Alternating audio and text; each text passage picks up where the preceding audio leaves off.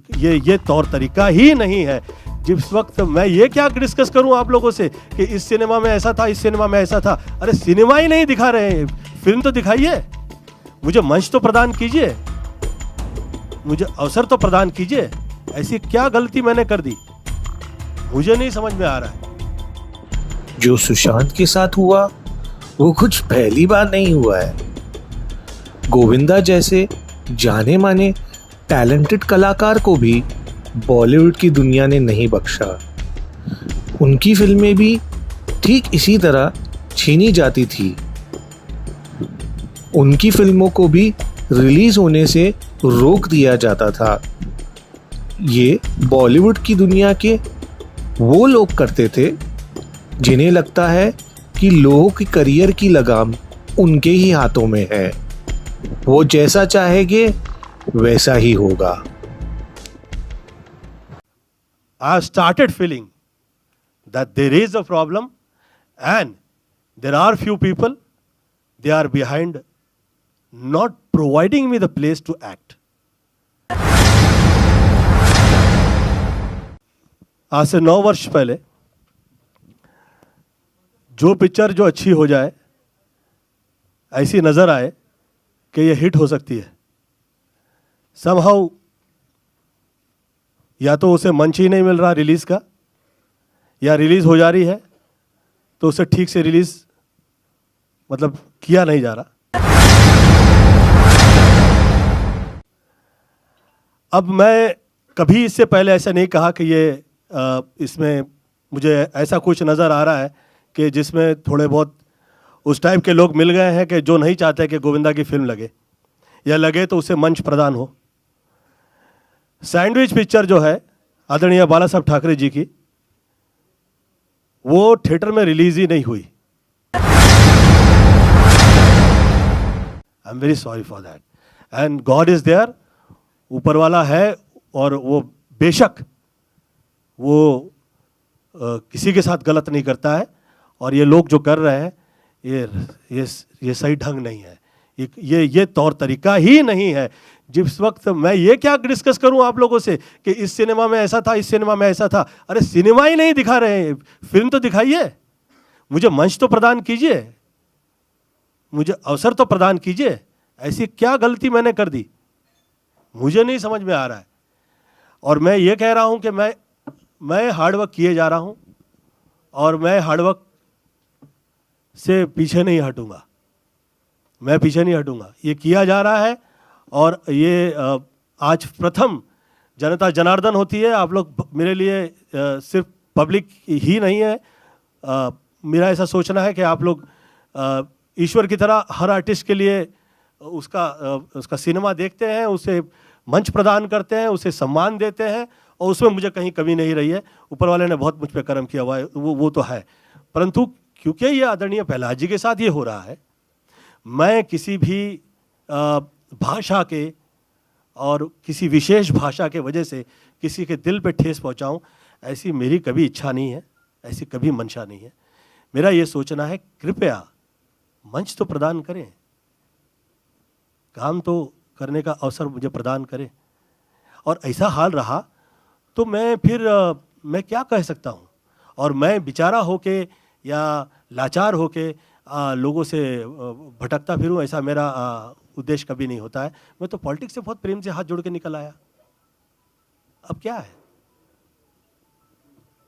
गोविंदा जी, आपको लगता है कि इंडस्ट्री से कुछ लोग हैं जो मतलब मैं ये सब मुझे ये सब टॉक्स अच्छे नहीं लगते हैं। मैं इस इंडस्ट्री से हूं और इस इंडस्ट्री से मुझे बहुत मिला है। मैं किसी विशेष लोगों के बारे में कहूं, मुझे ये अच्छा नहीं लगता, ये शोभा नहीं देता, ये दुखद है। आप एक प्रहलाद जी जैसे व्यक्ति के लिए आप उसे जगह ही ना दें, जो आधा दर्जन सितारे प्रहलाद जी के माध्यम से इस फिल्म इंडस्ट्री में आए हैं, आप उसे मंच नहीं देंगे। This is wrong. I think this is something different world we are watching, and this is maybe they are not realizing, but they are indirectly doing very negative job जो वो wrong type के लोग करते हैं। It's not good. It's not good. ये यहाँ का माहौल है ही नहीं, ये फिल्म लाइन की ये परिस्थिति कभी नहीं है, मुझे मेरे देखे तो नहीं रही। जिस वक्त लोग कहा करते थे कि यहाँ पे उस टाइप के, इस टाइप के, ऐसे टाइप के, वैसे टाइप के लोग हैं, अब का माहौल बहुत अच्छा है, अब यहाँ पे एक भी रॉन्ग नहीं है, फिर ये क्या है?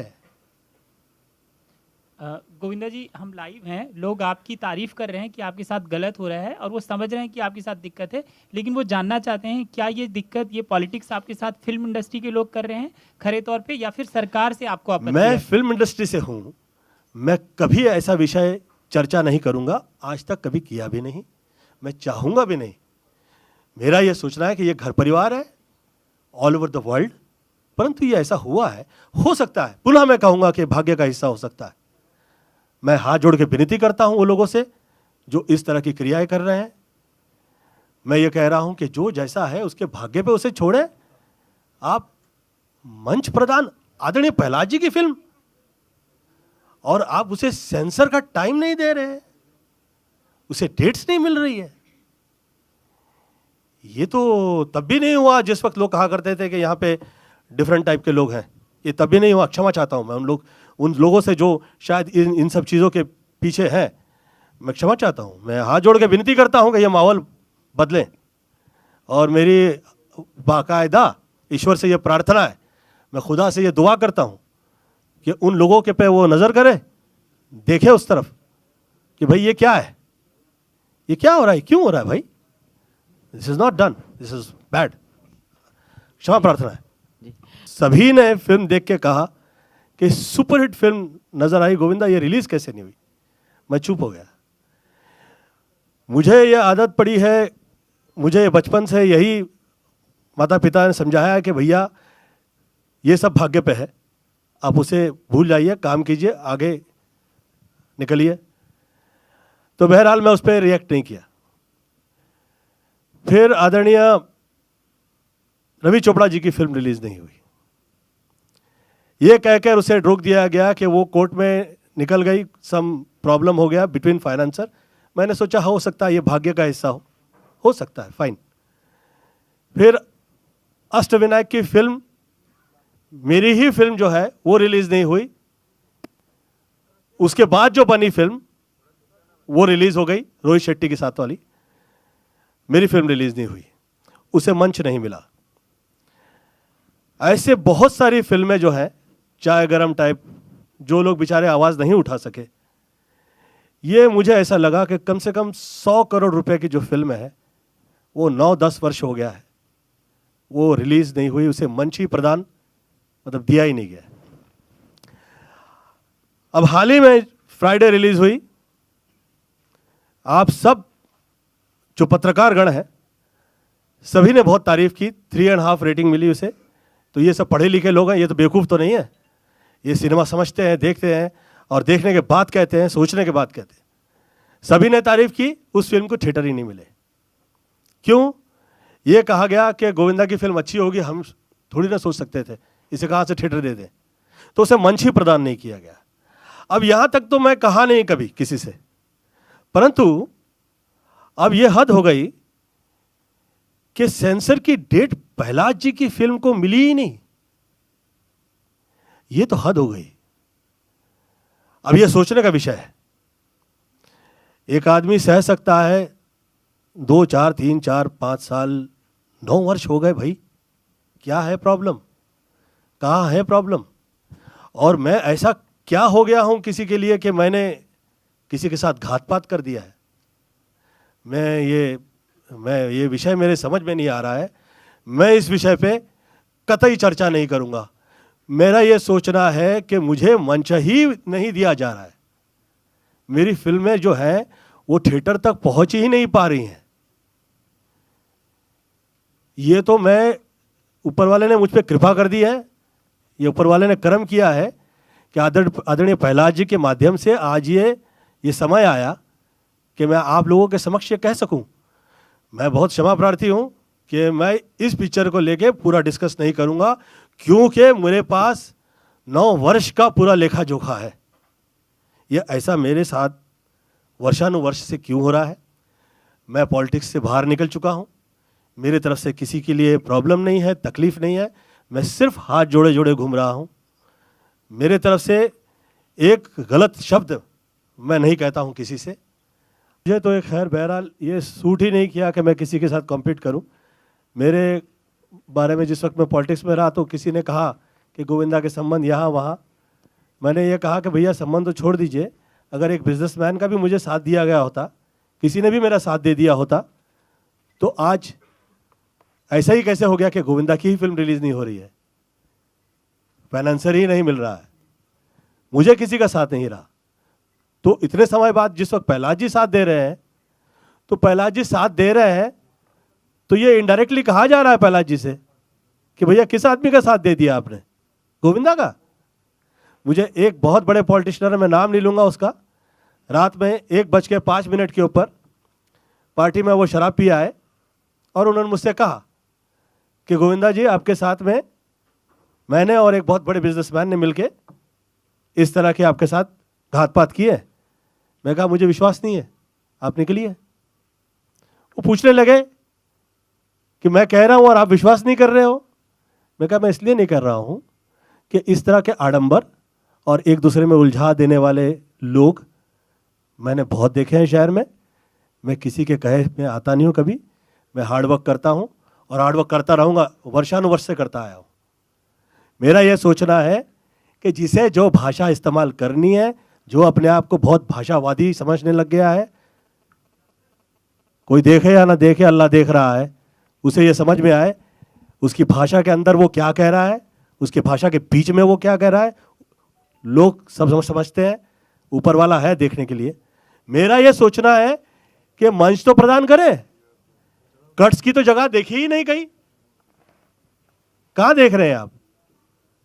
जिसे जो भाषा इस्तेमाल करनी है, आज जो मंच पे आए, अरे जिसकी जरा भी मतलब जो पढ़ा लिखा नहीं है, जिसको ये पता ही नहीं कि वो भाषा क्या कर रहा है, वो जो आता है वो मोबाइल के माध्यम से जो कहना चाहता है वो कह देता है। किसी नेता की परवाह कहां करता है, वो कहां करता है वो किसी नेता की, जब उसे देने के कहने का मौका दिया जा रहा है। तो जो आदमी आधा दर्जन स्टार लेके आया है फिल्म लाइन के अंदर, यार ये क्या लगा रखा है? ये डरा ही रहे हैं इनडायरेक्टली, दिस इज ये डरा रहे हैं।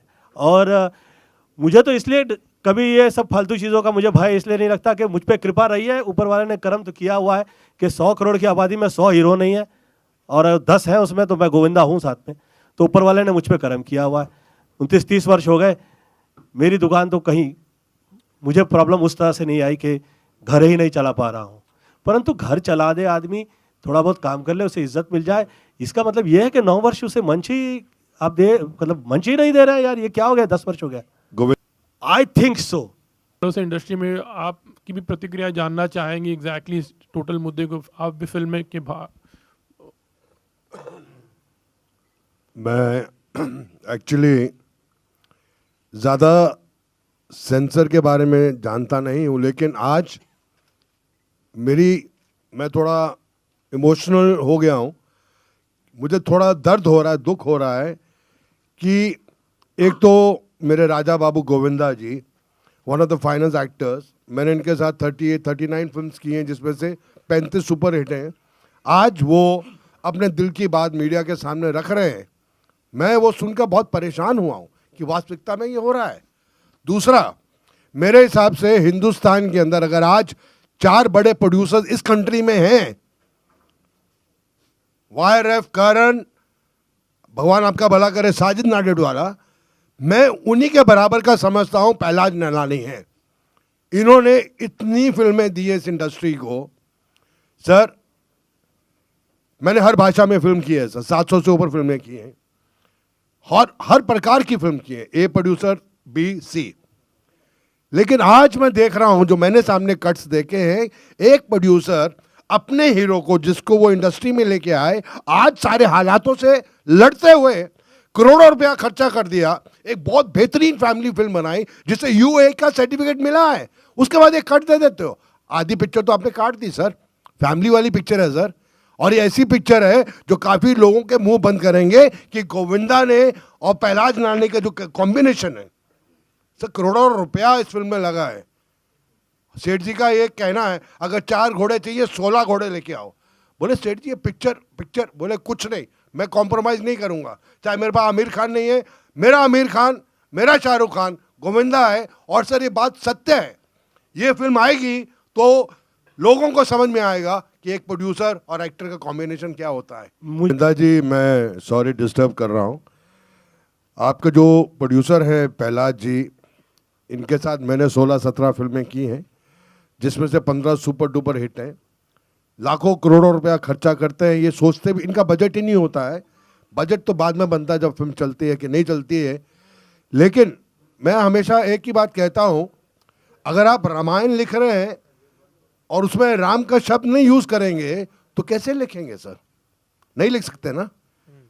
मैं एंड में चिल्ला के बोलता हूँ पिक्चर में, जय श्री राम, और आप देखना पूरा थिएटर खड़ा होके बोलेगा जय श्री राम, क्योंकि इतनी क्लीन भगवान, औरत की इज्जत, बहन की इज्जत, माँ की इज्जत, सब कुछ है। सर एक कलाकार है, हमने बहुत विलन के रोल किए हैं, क्या क्या नहीं किया है सर, सब कुछ किया है।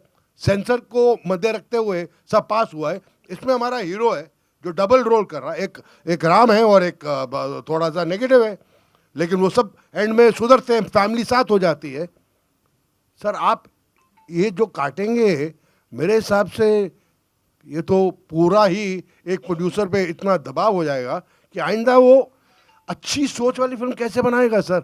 आप बड़ी बड़ी फिल्मों को पास करते हैं क्योंकि आपको खौफ है, आप उनके लिए कुछ लिखते हैं, कुछ करते हैं, तो ये गलत है मेरे हिसाब से। Media understand Prahlad Nihalani, they understand कि what is his stake, what all is given in this film industry. Films which are super duper hits, film to the standard of today, the biggest hit in century was आंखें। इतनी आज के दौर में film बनाना बड़ा मुश्किल है जो वापस फिल्म बना रहा है, क्योंकि चंद ही लोग हैं जो सब थिएटर लेके बैठे, और ये फिल्म बहुत अच्छी है। और I don't think he is a fighter and we have the best people, the media is there. I think मैं मीडिया से पूछूंगा आपको कुछ लगा तो आई फील कि मीडिया को हमारा साथ देना चाहिए। Thank you.